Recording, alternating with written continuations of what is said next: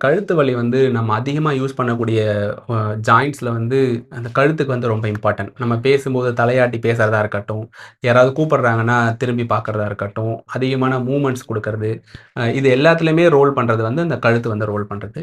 இதுல மசில்ஸ்ன்னு பார்த்தா ரொம்ப ஹார்டான மசில்ஸ புரொடெக்ட் பண்ற மாரியான மசில்ஸ்லாம் இல்ல. ரொம்ப சின்ன மசில்ஸ் தான் இருக்கும். அது அந்த அளவுக்கு சப்போர்ட்டிவா இருக்காது.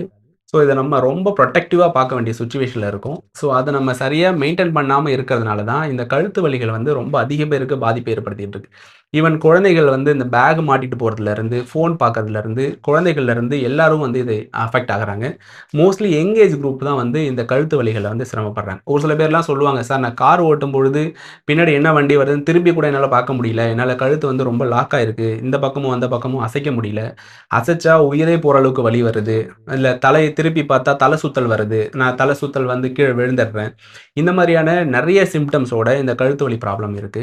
இதுக்கான காரணங்கள்னு பார்த்தா, முக்கியமா வந்து இந்த ஸ்பாண்டிலோசிஸ். இந்த சர்விக்கல் ஸ்பாண்டிலோசிஸ்ன்னு சொல்லிட்டு, இடுப்பு எலும்புகள்ல எப்படி தேய்மானம் வருதோ, அதே மாரி தான் வந்து கழுத்து எலும்புகள்லயும் தேய்மானம் வர ஆரம்பிக்கும்.